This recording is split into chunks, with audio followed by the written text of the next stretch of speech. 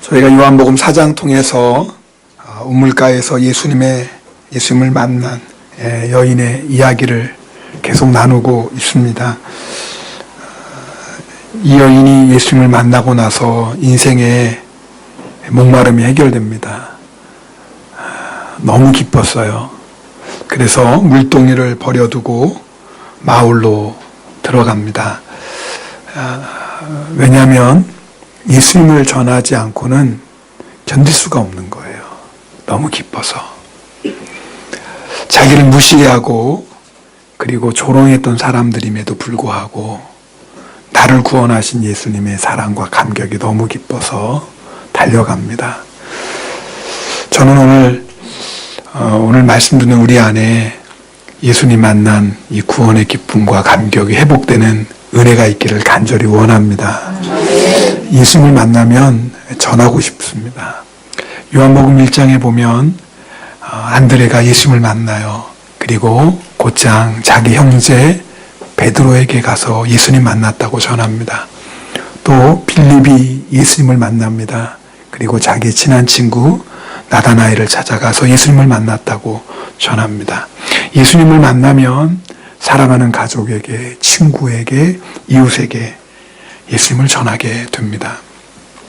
오늘 말씀을 통해서 우리가 예수님을 만난 사람이 예수님을 전하는 모습이 어떤 것인지를 여러분하고 나누려고 합니다. 한번 따라해 보겠습니다. 전도는 증언이다. 다시 한번요. 전도는 증언이다. 여러분, 증언이라는 건요, 내게 일어난 일을 그대로 말하는 거예요. 그게 증언이에요. 그래서 오늘 말씀 보면 이 여인이 내게 일어난 일, 쉽게 말하면 예수님께서 내 과거의 모든 것을 다 알고 계시는 거예요. 나에게 남편 5이 있었고 지금 사는 남자는 나의 남편이 아니고 무엇보다도 내 영혼 안에 있었던 그 목마름을 예수님이 다 아시는 거예요. 그래서 그 예수님을 내가 만났습니다 라고 마을 사람들에게 전하는 겁니다. 성도들이 전도하자고 하면 부담스러워해요. 그 중에 제일 큰 이유가 뭐냐면 나는 성경도 잘 모르고 말 주변도 없는데 어떻게 전도하겠습니까? 그런 말씀을 하세요. 물론 우리가 성경직도 많고 언변도 좋으면 전도할 때 도움이 많이 되겠죠. 그런데 여러분, 전도는요, 말로 하는 게 아니고요. 전도는 언변이 좋다고 잘하는 것도 아니고요. 전도는 지식이 많다고 잘하는 것도 아니에요. 여러분, 오늘 말씀 보면 여인은 자기에게 일어났던 일을 전했을 뿐이에요. 설명하지도 않았어요. 동네 사람들 설득한 것도 아니에요. 나 예수님 만났어요. 그 한마디 했어요.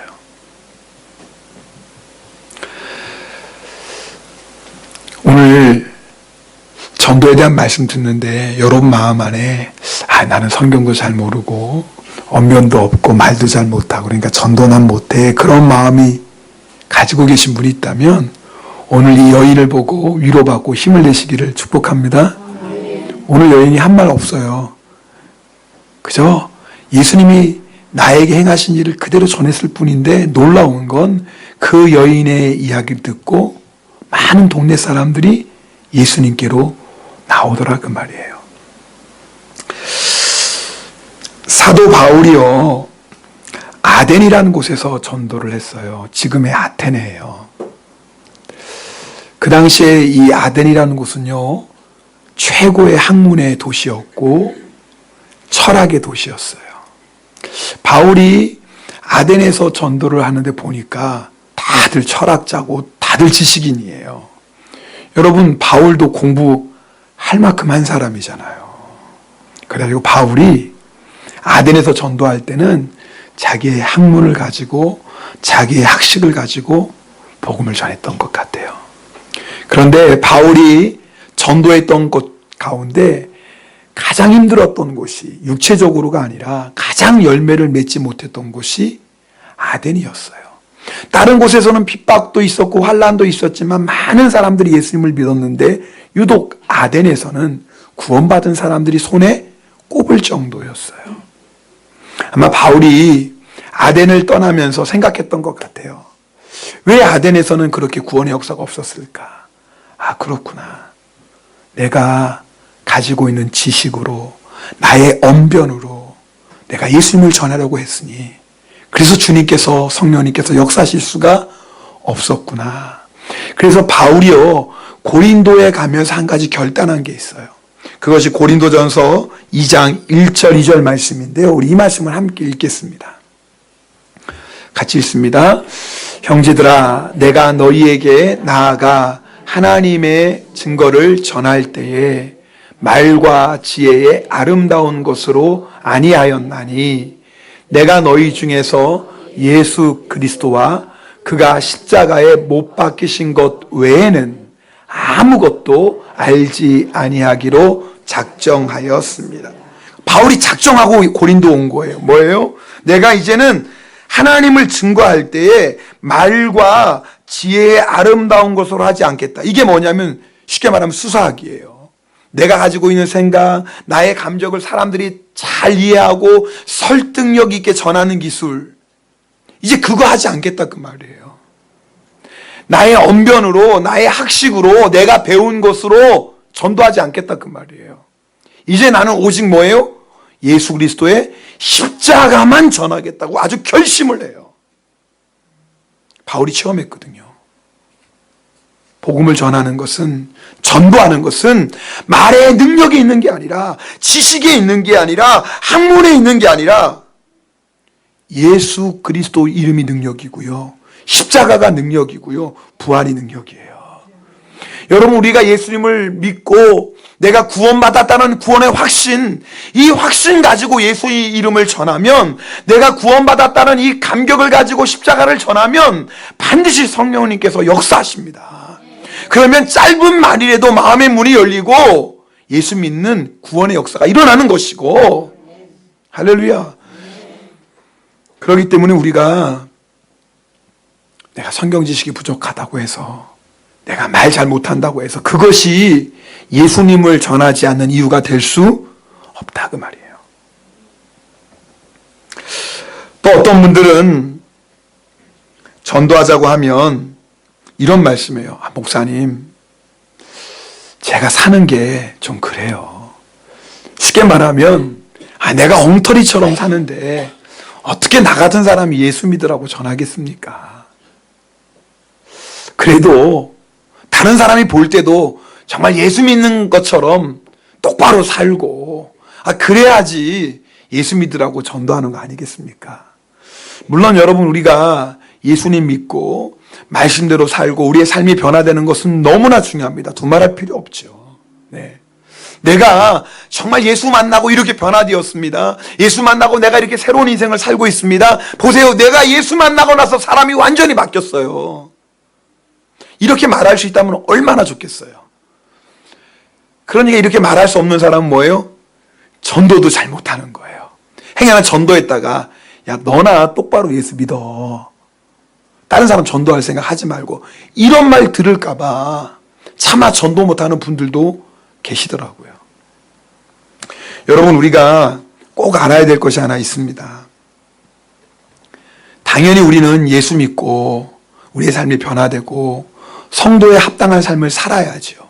그러나 그렇지 못하다고 해서 전도하지 않고 내가 그런 믿음의 수준에 이를 때까지 입을 열어 예수님을 전하지 않는 것은 주님의 뜻이 아닙니다. 성경을 보면은요, 대부분이 말의 전도였어요. 입술의 전도였어요. 물론 우리가 하나님이 보시기에도, 사람 보시기에도 합당한 삶을 산다면, 우리의 사는 모습을 보고 세상 사람들이, 야, 예수 믿는 사람은 다르긴 뭐가 다르구나, 그렇게 인정하고 마음의 문을 열겠죠. 그러나 그것이 입술로 예수님을 전하는 것을 대신할 수는 없다 그 말이에요. 지금 무슨 말씀드리는지 아시겠어요? 여러분, 말의 전도와 삶의 전도는 함께 가는 것이지 내가 삶이 부족하다고 해서 삶이 완전해질 때까지 전도하지 않는다면 우리 중에 아마 죽을 때까지 전도 못할 사람도 있을 거예요. 여러분, 오늘 말씀 보면 참 놀라운 건요, 여인이 동네 사람들에게 예수님 만났다고, 내가 그리스도를 만났다고 전하죠. 그럴 때 동네 사람들이 여인이 어떻게 살았는지 다 알잖아요. 그렇죠. 남편이 5이나 있었고, 지금도 그렇죠, 정식 결혼도 못한 채 가정 있는 남자의 정부로 살아가니 얼마나 부끄러운 인생이에요. 이럴 만다자, 야, 당신이야 똑바로 예수 믿으시오. 당신 같은 사람이 만난 그리스도라면 나라면 안 믿겠어. 어떻게 생활도 어떻게 하면서 말이야, 무슨 뭐 예수 만났다고 그래. 이럴 만도 하잖아요. 그런데 동네 사람들이 그런 말 한 사람이 하나도 없어요. 오늘 성경에 보면은 뭐예요? 여인이 예수님을 전하는 그 증언을 듣고, 이 여인의 삶을 본 것이 아니라 여인의 증언을 듣고 뭐예요? 예수님을 믿었다라고 성경은 기록하고 있어요. 로마서 10장 14절 말씀을 함께 읽겠습니다. 로마서 10장 14절입니다. 그런즉 그들이 믿지 아니하는 이를 어찌 부르리요? 듣지도 못한 이를 어찌 믿으리요? 전파하는 자가 없이 어찌 들으리요? 자, 여러분, 이 말씀을 잘 들어보세요. 전파하는 사람이 있어야지, 누군가 예수 이름을 전해야지 뭐 할 수 있어요? 들을 수가 있어요. 그리고 예수님의 이름을 들어야지 예수님을 믿을 수 있어요. 자, 다른 말로 하면 전하는 사람이 없으면 예수 이름을 들을 수가 없고, 예수의 이름을 듣지 못하는데 어떻게 예수님을 믿을 수 있겠냐, 그 말이에요. 여러분, 구원은 어디에서 나는 거예요? 예수 그리스도의 말씀을 듣고 믿음으로 말미암아 구원을 받는 거예요. 성경은요, 성도의 아름다운 삶을 보고 그들이 예수 믿고 구원받는다 그러지 않았어요. 예수의 이름을 뭐 하고요? 듣고. 그래서 우리가 예수님의 이름을 전하는 것이 얼마나 중요한지 모릅니다. 그리고 생각해 보세요. 날마다 입을 열어 예수님을 전하는 사람이 자신이 예수님 믿으라고 전한 그 사람들 앞에서 함부로 죄 짓겠습니까? 지금 무슨 말씀인지 알겠어요? 늘 예수 믿어야 돼요, 예수 믿고 구원받아 이렇게 전도하는 사람이 자기가 전도하는 사람 앞에서 말과 행동이 조심스러울 밖에 없어요. 여러분, 늘 예수님의 이름을 전하는 사람은 자기가 전하는 예수의 이름에 부끄럽지 않게 살려고 노력하게 되어 있어요. 그래서 변화되는 거지. 내가 완전히 변화되고 내 삶에 어떤 허물도 없고 그 다음에 예수 전할 수 있다고 생각하지 말라, 그 말입니다. 내가 부끄러운 것이 있어도, 내 인생에 여전히 해결되지 않은 문제가 있어도 그래도 예수 이름을 전하는 거예요. 그러면 비록 나의 삶이 부족하다 할지라도 내가 전하는 예수 이름이 능력이기 때문에, 주님의 십자가와 부활이 능력이기 때문에 그 이름을 듣고, 마치 이 수가성 여인이 예수의 이름을 전할 때 그 이름을 듣고 동네 사람들이 예수님께 와 구원받았던 것처럼 주님은 그렇게 역사하십니다. 오늘 말씀 통해서 우리가 또 복음을 전하는 데 있어서 중요한 주님의 뜻을 알게 됩니다. 39절에 보면 이 여인이 예수님을 증언했다 그랬어요. 저희가 있는 한국어 성경이나 일본어 성경에는 이 원래 의미가 그대로 다 살아나지 않아요. 왜 그러냐면, 여러분이 헬라어에는요, 이 동사의 특징이 있어요. 뭐 좀 어려운 말 같지만 제가 종종 말씀드렸어요. 그 동사의 시제가 뭐냐에 따라서 전하는 의미가 많이 달라져요. 여기서 말하는 증언하다라는 것은 현재 분사예요. 그 의미 몰라도 괜찮아요. 제가 이렇게 설명하는 이유가 뭐냐면, 이 뜻은 한 번 전하고 끝나는 게 아니에요. 이 말은 뭐냐면요, 계속해서 전했다는 의미예요. 한국어성에 그냥 예수님을 증언했다라고 되어 있지만 원래 의미는 뭐예요? 이 여인이 계속해서 만나는 사람들에게 계속해서 예수님의 이름을 뭐 했다? 증언했다. 언제까지? 네, 예수님께 나아갈 때까지. 그러니까 우리가 사실 우리 중에 가족이나 친구나 이웃 전도하지 않은 사람이 어디 있겠어요? 다 전도했잖아요. 근데 문제는 뭐예요? 한두 번 전도하는데 듣기 싫다고 그러는 거예요. 관심이 없는 거예요. 심지어는 너 이거 뭐 예수 얘기하려면 내 앞에 다시는 나타나지 마. 막 이러는 사람도 있잖아요. 그러니까 우리가 몇 번 전도하다가 좋은 말도 한두 번이지. 그러니까 뭐예요? 결국은 전도하지 못하게 돼요. 그러면서 생각하죠. 아직 때가 아닌가 보다. 때가 되면 뭐 믿겠지. 아니에요. 여러분 그렇게 생각하시면 안 돼요. 물론 구원의 때가 있지만 우리가 그 구원의 때를 위해서 반드시 뭐 해야 돼? 계속해서 예수님의 이름을 전해야 됩니다. 그럼 어떻게 해요? 예수 이름 말하지도 말라고 하고 예수 이름 전하려고 하면 다시는 만나지도 말라고 하는 사람에게 어떻게 여러분 계속 전도하겠습니까? 그래서요, 사랑으로 섬기는 것이 참 중요합니다. 특히요, 가족이나 친한 친구나 내가 잘 아는 이웃을 전도할 때는요, 사랑의 섬김이 있어야 됩니다. 사랑의 섬김으로 구원의 열매를 맺은 어느 성도님, 여자 성도님의 간증을 여러분에게 들려드릴게요. 들어보세요. 홀아버지의 백수 시동생까지 같이 살아야 했던 결혼 생활이 힘들었지만, 참 힘들었겠네요. 그죠? 홀아버지의 백수 시동생까지 같이 사는 결혼 생활이니 참 무슨 말인지 몰라요?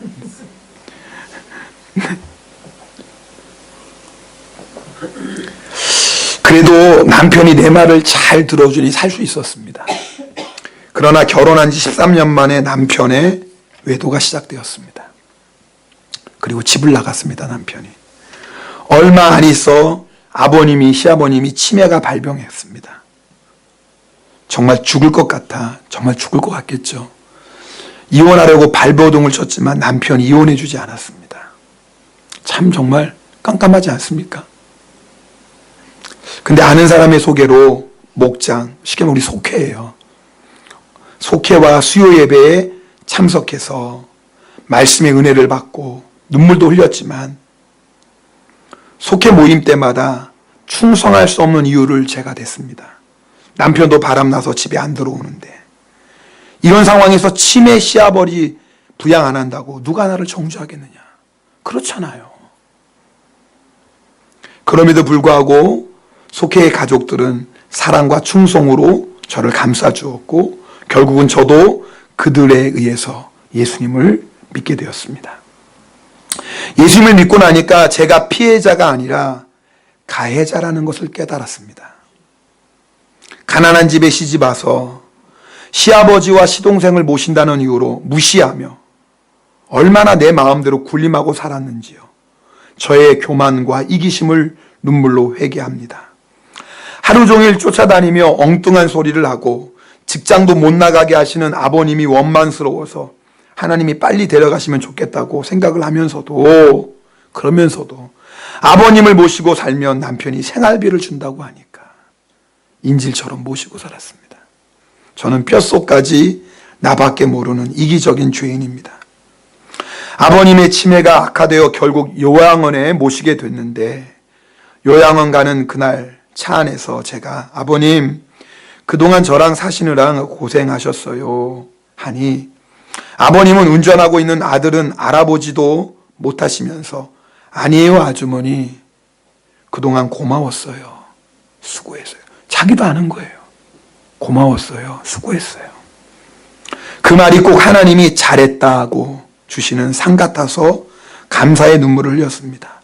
더욱 감사한 것은 제가 복음을 전하려고 해도 온몸으로 거부했던 아버님이 요양원에 가서 예배도 드리고 세례도 받으셨습니다. 딸과 단둘이 있었으면 이혼만을 생각했을 텐데 치매 아버님이 곁에 계셔서 이혼을 생각할 시간조차 없게 하셨습니다. 제가 이기적이고 부족함에도 사랑으로 징벌하시고 충성하게 하신 하나님 감사합니다. 아버님의 영혼을 구원으로 추수하게 하신 하나님 사랑합니다. 여러분 이런 간증 들으면 우리 마음이 답답합니다. 한 영혼 구원해야 되는 건 알죠. 그런데 꼭 이렇게까지 해야 되나. 우리의 이런 마음이 듭니다. 차라리 이렇게 해서 전도한다면 나는 죽고 말겠다. 전도는 못하겠다. 죽어도. 솔직히 우리가 이런 마음이 듭니다. 여러분 아세요? 우리가 예수 믿지 않는 배우자나 가족이나 친한 친구를 전도할 때는요, 이런 각오가 아니면 전도하기가 힘듭니다. 아마 여러분 아실 거예요. 예수 믿지 않는 남편 전도하기 참 힘듭니다. 여러분, 예수 믿지 않는 남편 전도하려면 이런 희생 각오하지 않으면 전도 쉽지 않습니다. 결혼하지 않은 처녀들이 아무것도 모르니까 목사님 결혼해서 전도하면 되죠 이러는 거예요. 해봐라. 그게 쉬운가? 저는 저희 어머님이 아버님 전도할 때 얼마나 고생했는지 저는 봐서 알아요. 정말 십자가입니다. 더 힘든 게 있어요. 예수 안 믿는 여자하고 결혼해 보세요. 남자는요 대부분 신앙 떠나더라고요. 그래도 예수 믿는 여자는, 아내는 남편 바가지를 끌더라도 뭐 밥 안 주고 굶겨서 해도 막 데리고 오죠. 그런데요 예수 안 믿는 여자랑 결혼한 남자들은요 신앙 떠나는 경우가 참 많습니다. 제가 오늘 이 말씀 드리는 이유가 뭔 줄 아세요? 내가 그렇게 사랑하는 가족이지만 그 가족을 전도할 때는요 생명을 걸지 않으면 힘들더라 그 말이에요. 그런데 그게 이상한 게 아니에요. 여러분, 여기 증언하다라는 마르티스라는 이 헬라어는요 이 증언하라는 이 단어에서 어떤 말이 나왔냐면 순교자라는 말이 여기서 나왔어요. 마터라는 순교자라는 영어 단어가 어디서 나왔다고요? 증언이라는 말이 나왔어요. 그게 무슨 말이에요? 예수님 증언하는 사람은 뭐도 각오해야 된다? 순교도 각오해야 된다라는 거예요. 여러분 실제로 그렇지요? 예수님의 12제자들 다 뭐예요? 순교했죠. 베드로는 로마에서 십자가에 거꾸려 매달려 순교했어요. 빌립은 소아시아에서 십자가 지고 순교했고요. 바돌로메는 몸에 가죽을 벗기는 죽음을 당했어요. 여러분 아시는 도마, 부활하신 예수님이 나타나는데 그 자리에 도마가 없었잖아요. 제자들이 나중에 도마한테 야 우리가 예수님 만났어. 도마가 뭐래요? 내가 예수님의 손 만져보지 않고 옆구리 내가 만져보지 않고 난 절대 못 믿겠다. 그러던 도마가 부활의 예수님 만나고 예수님을 증거하는데요. 인도까지 가서 복음을 전했다고 해요. 그런데 예수 믿는다고 도마를 붙잡아서 고문하는 사람들이 너 예수 부인하지 않으면 네 몸에 있는 마디 하나하나 다 잘라 죽이겠다. 얼마나 잔인한 고문이에요. 그런데 도마가요 손가락 마디 하나하나 잘릴 때마다 예수 이름을 외칩니다. 그리고 순교의 길을 걸어가요. 마가 알렉산드리아에서 순교했어요. 마태 에디오피아에서 창에 찔려 순교했어요. 안드레 에데사에서 십자가에 못 박혀 순교했어요. 예수님을 배반한 가룟 유다 대신에 12사도가 된 마띠아 예루살렘에서 복음 전하다 돌팔매질 당해서 순교했어요. 누가는 헬라에서요 감람나무에 매달려 순교했고요. 바울은 로마에서 참수형 당했습니다. 예수님의 제자 가운데 순교하지 않은 사람은 세례 사도 요한이죠. 그러나 요한은요 일평생 온갖 환난과 핍박 속에서 끝까지 믿음을 지키며 순교자의 삶을 살았습니다. 여러분 제가 오늘 이 말씀을 왜 드립니까? 여러분 예수님을 증언하는 자는요 성경은 순교자라고 얘기합니다. 거꾸로 얘기하면 순교를 각오하지 않으면 우리가 구원하지 못할 영혼이 있다 그 말이에요. 여러분 어떤 사람은요 간단하게 예수 믿을 사람이 있어요. 교회 나오세요. 예수 믿으면 구원받아요. 그렇게 해서 네 하고 교회 나오는 사람도 있어요. 그런데 어떤 사람은요 어떤 사람을 전도하기 위해서는 내 뭐를 걸어야 돼요? 목숨까지라도 걸어야 될 때가 있어요. 저는 실제로요 자기 자녀들 구원을 해서 생명 걸고 기도하는 기도의 어머니들을 압니다. 하나님 내 자녀 구원해 주세요. 하나님 내 자녀 구원하지 않으시면 제 생명을 거두어 가주세요. 제 생명을 거두어 가서라도 내 자녀 예수 믿게 해주세요. 그렇게 생명 걸고 눈물로 기도하는 어머니들이 얼마나 많은 줄 아십니까? 그냥 예수 믿은 게 아니에요. 정말 생명을 내건 그런 기도와 전도가 있었기에 구원의 역사가 일어나는 것입니다. 그래서 예수님을 전하는 자는 순교자라는 거예요.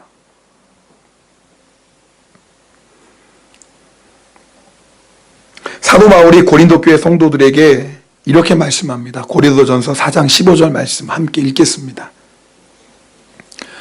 그리스도 안에서 일만 스승이 있으되 아버지는 많지 아니하니 그리스도 예수 안에서 내가 복음으로써 너희를 낳았습니다. 바울이 복음으로 내가 너희를 낳았다 그래요. 물론 예수님 믿고 하나님의 자녀로 거듭났으니까 낳았다라는 표현도 쓰겠죠. 근데 더 중요한 의미가 있어요. 바울이 낳았대요. 그 말이 뭐예요? 고린도에 있는 사람들 예수님 전에서 구원시키기 위해서 뭐예요? 바울이 뭐 했다라는 거예요? 생명을 걸었다 그 말이에요. 그래서 갈라디아에서는요, 내가 너희를 위해서 해산에 수고했다 그랬어요. 우리 여자분들 해산에 수고 아시죠? 아니, 너무 오래돼서 잊어버리셨나요? 아팠나? 다 기억하시잖아요. 여러분, 해산의 수고 아시죠? 여러분, 그 고통을 어떻게 잊겠습니까? 사람이 당하는 고통 중에 가장 큰 고통이 해산의 수고라고 그러잖아요. 그래서 여러분, 지금이야, 그래도 에라타가 목숨 있는 경우는 별로 없어요. 물론 가난한 나라는 지금도 그렇겠지만. 그러나 여러분, 한 세기만 거슬러 올라가 보세요. 애 낳는 것은 말 그대로 뭐 거는 일이에요? 생명 거는 일이에요. 그래서 여자들이 애 낳을 때, 여러분, 고무신 한번 만져본다고 그러잖아요. 내가 이거 다시 신을 수 있을까? 말 그대로 생명 거는 거예요. 여러분, 생명을 얻으려면 뭘 걸어야 돼요? 생명 걸어야 돼요. 지난주에 우리 이우진 집사님, 이성원 집사님 가족에 아기 태어났어요. 수요일날 보러 간대요. 왜 이렇게 이뻐요? 요즘 태어난 아이들은 그렇게, 우리 옛날에 보면 머리털도 이렇게, 털도 이렇게 막 원숭이처럼 나고, 주름도 진짜 많잖아요. 아기 태어나면. 근데, 너무 이뻐요. 한 달 된 아기 같아요.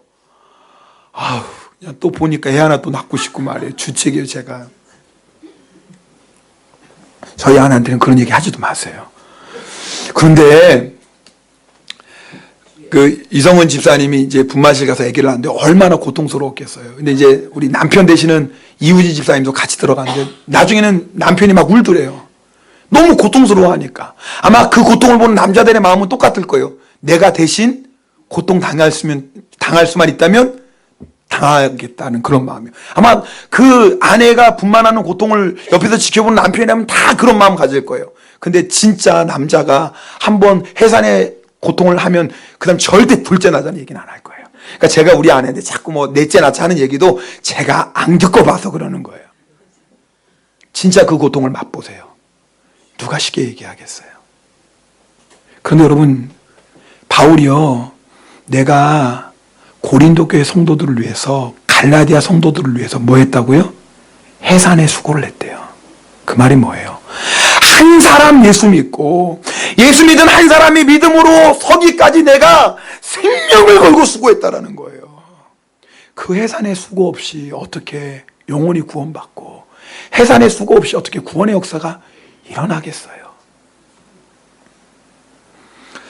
보니까 우리 이성은 지사님 얼굴이 얼마나 하나인지 몰라요. 너무너무 좋아요. 왜요? 해산의 고통을 겪었지만 뭘 얻었어요? 생명. 그러니까 생명을 얻는 그 순간 해산의 모든 수고는 사라져요. 그러니까 여자들이 둘째, 셋째 낳는 거 아니겠어요? 왜요? 낳는 그 기쁨과 감격을 맛보면 둘째도 낳는 거예요. 영적으로도 똑같습니다. 여러분, 우리가 해산의 수고를 해서 한 영혼을 얻을 때 그 기쁨은요, 성도가 이 세상에서 누릴 수 있는 가장 큰 기쁨이라고 그랬잖아요. 그 기쁨을 뭐랑 바꿀 수 있겠어요? 내가 정말 생명 걸고 복음을 전하고 한 사람 예수 믿을 때까지 그렇게 희생하고 수고해서 한 사람이 드디어 예수 믿을 때 그 기쁨과 감격은 맛보지 않은 사람이 어떻게 알겠어요? 그래서 바울은요, 정말 죽기를 각오하고 복음을 전하죠. 왜요? 해산의 수고를 하지만 해산의 수고를 통해서 한 영혼이 예수 믿고 구원받는 모습, 그 감격과 기쁨을 어떻게 말하겠어요? 여러분, 우리도 그 기쁨과 감격을 맛봐야 되지 않겠습니까? 그러려면 뭘 각오하셔야 돼요? 해산의 수고를 각오하셔야 돼요.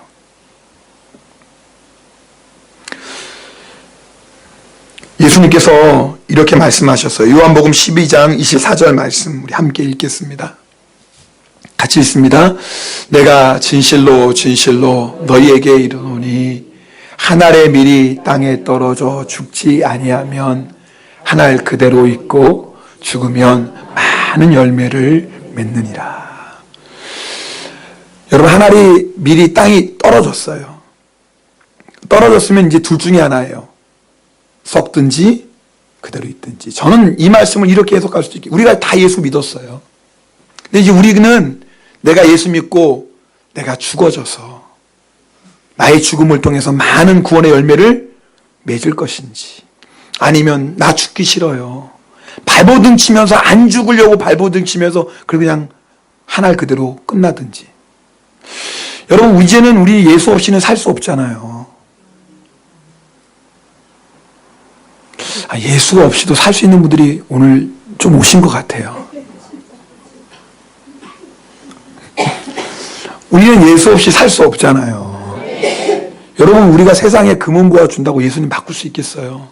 우리 예수 없는 인생이 얼마나 허무한지 알고, 예수 없는 인생의 마지막이 심판과 멸망인 거 알잖아요. 여러분, 우리 정말 세상 다 준다고 예수님 바꾸겠습니까? 그럴 수 없잖아요. 이 길이 생명의 길인데 어떻게 그래요? 여러분, 그렇다면 우리는 둘 중에 하나예요. 이제는 정말 내가 예수님 전하며 내가 썩어지는 미랄 되어서 나를 통해서 많은 영혼을 구원할 것인지, 아니면 안 죽으려고 그냥 발버둥 치고 내가 왜 죽어야 되고, 내가 왜 희생해야 돼요, 내가 왜 전보해야 돼요, 그냥 안 죽으려고 발버둥 쳐서 한 알 그대로 있든지. 결국은 둘 중에 하나예요. 여러분, 뭐 선택하시겠어요? 여러분, 순교를 여러분 옛날 얘기로만 생각하지 마세요. 아유, 나랑은 상관없는 얘기라고 생각하지 마세요. 물론 여러분, 일본에서 신앙생활하는 우리 예수 믿는 것 때문에 죽임당할 일은 없겠죠. 그런데요, 우리가 정말 나의 죽음을 인정하고 순교를 각오하고 복음을 전하지 않으면 풍성한 열매 맺을 수가 없습니다. 그건 똑같은 거예요. 우리 제자훈련생들과 함께 읽었던 레디커리에 나오는 이야기예요. 이 책을 쓰신 데이비드 플랫 목사님이 인도네시아에서 온 한 형제를 만났는데, 이 사람은 수마트라 섬 북부 바탁족 출신의 청년이었어요. 이 청년이 자기네 부족이, 바탁족이 어떻게 예수님을 믿게 되었는지를 얘기했어요. 몇 년 전에 선교사님 부부가 이 마을에 들어와서 복음을 전했습니다. 근데 이 마을은 당시만 해도 다 모슬렘이었어요. 늑대 소굴로 들어간 양이 따로 없었죠. 이 부족의 족장은요, 선교사 부부를 죽이고 토막을 냈어요. 그런데 몇 년 뒤에 또 다른 선교사가 또 이 마을에 들어간 거예요. 알면서도요. 그리고 복음을 또 전하는 겁니다.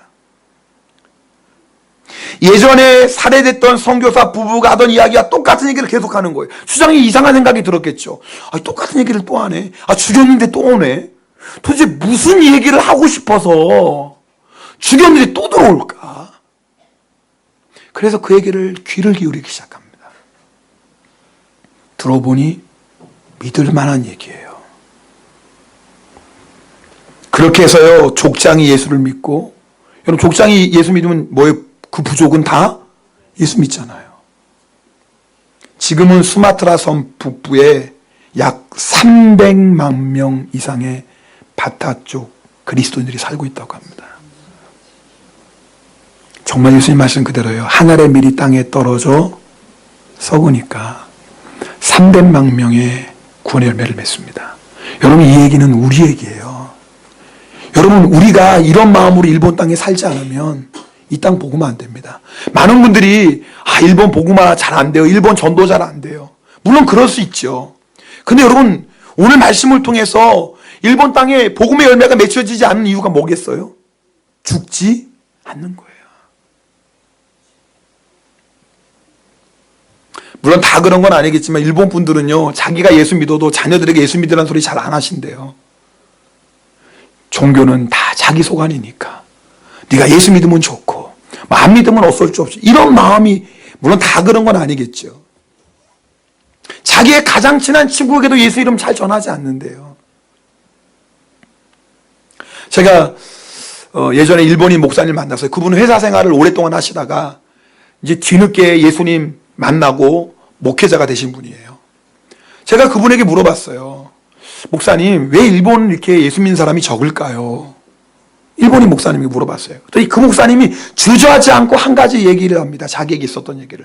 자기가 직장생활 30년 했다라는 거예요. 근데 자기는 그래도 예수님 만나고 직장에서도 예수님 얘기도 하고 그랬어요.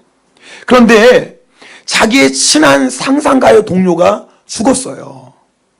그래서 장례식장에 갔는데 교회식으로 장례식을 하는 거예요. 자기가 깜짝 놀랐다는 거예요. 왜냐하면 자기 회사 중에 그 사람이 예수 믿는 사람을 아는 사람이 한 사람도 없었대요. 심지어는 친했던 자기도.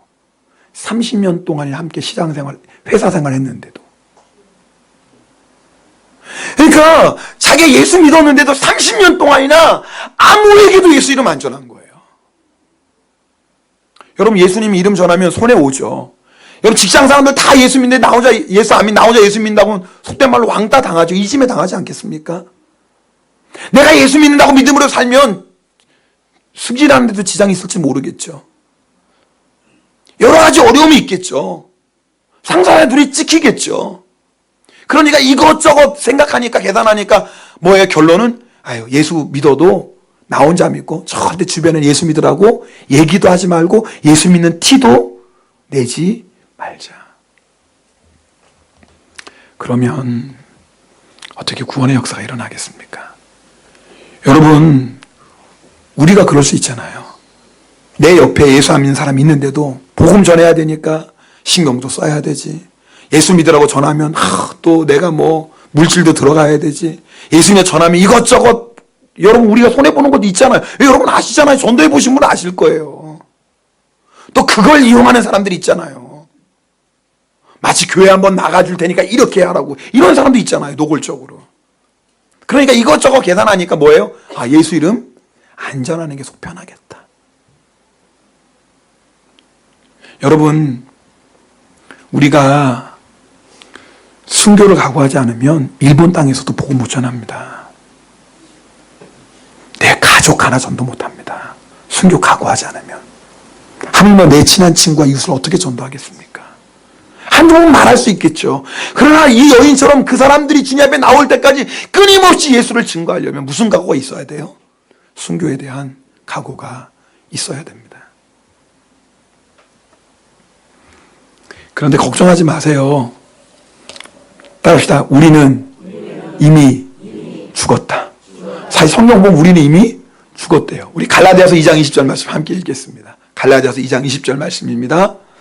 내가 그리스도와 함께 십자가에 못 박혔나니 그런즉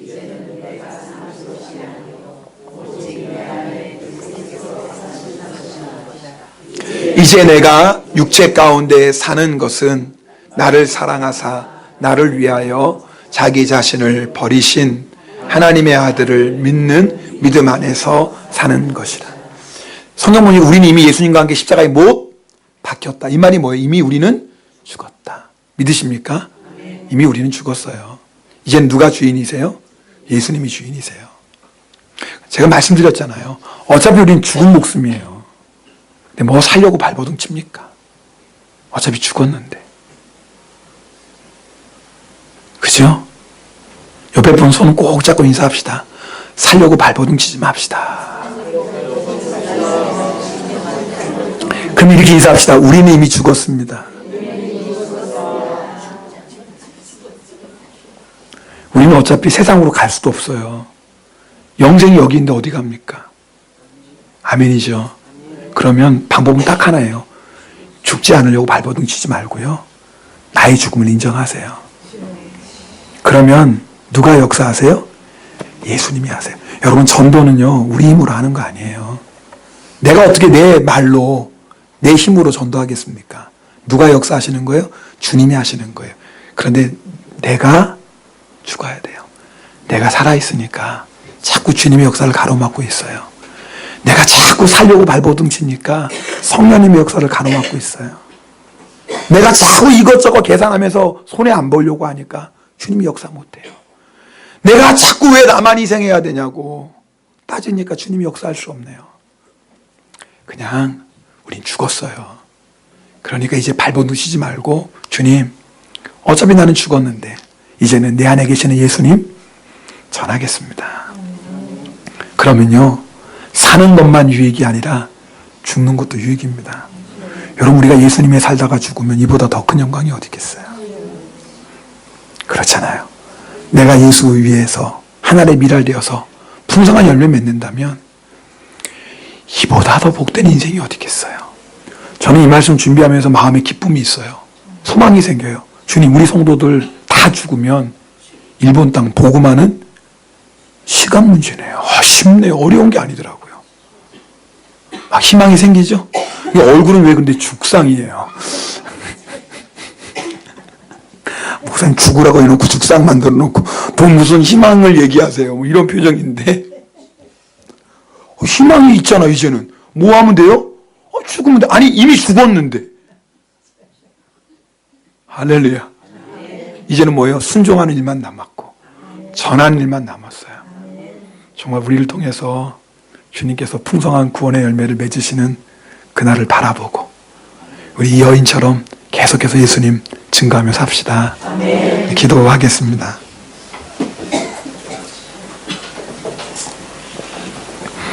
여러분 두 눈을 감고요. 아마 여러분 마음속에 내가 이 사람에게 복음 전해야 되는데 다 있습니다. 한두 명은 다 있습니다. 그런데 왜 전도가 힘드나요? 안 죽으려고 하니까 전도 힘들어요. 창피 안 당하려고 하고 자존심 안 버리려고 하고 손해 안 보려고 하니까요.